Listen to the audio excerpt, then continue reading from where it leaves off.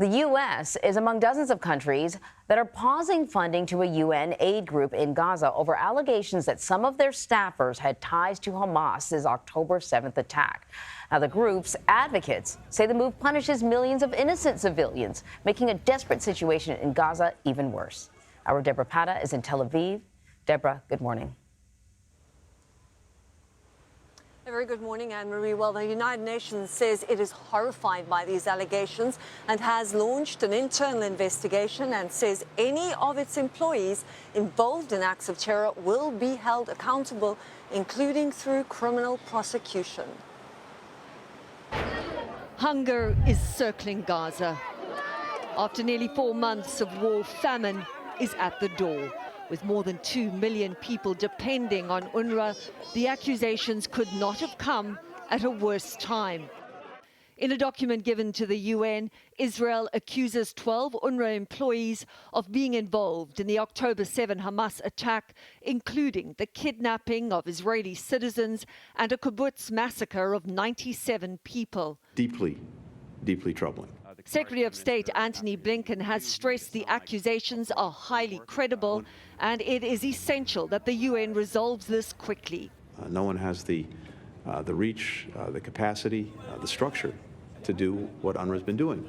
It's important, more than important, imperative that role continues. But the US and 14 other countries, as well as the European Union, have suspended aid to the relief agency. It's a death sentence, says Ahmed al-Nahal, as calls for a ceasefire grow louder. We want them to release the hostages, Samira Hassan told us, and stop this war. That anger is echoed by many families of those still being held hostage. Mayan Seagal is among them, terrified her uncle and stepdad might not make it out alive. This is really a matter of life and death. So I don't know if everybody is doing enough. Everybody should do more because that has to end, and it has to end now. A new hostage deal is now on the table. The White House says a lot of work still needs to be done to finalize it, but it does include an extended ceasefire in exchange for a large number of the more than 130 hostages that are still being held, Anne-Marie. I mean, that sounds good. I know what Hamas wants is a total end to the war. Obviously, Israel is not interested in that. Can we talk a little bit more about how this hostage deal is coming together, what the main sticking points are? But there seems to be at least some commonality that both sides want the hostages out. Well, it certainly seems that there has been progress made. We need to stress here that we have been here before, though, and that a lot of hopes have been dashed. They get raised and then they get dashed and then it all falls through. The last time we saw hostages being released was in November, and that was after quite extensive negotiations, and we saw them being released over a week's ceasefire.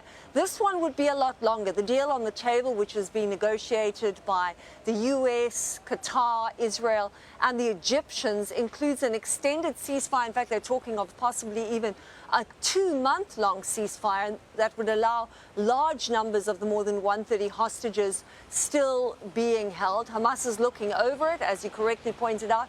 They want a complete troop withdrawal by the IDF before any hostages are released. But they have said that before, and hostages have still been released. So the family's hopes are raised. It's been 116 days of agonizing waiting for them, and a lot of them are very angry. They believe that their government is not doing enough to secure their release. We spoke to one woman who was a hostage. She's a former hostage, Clara Mirman.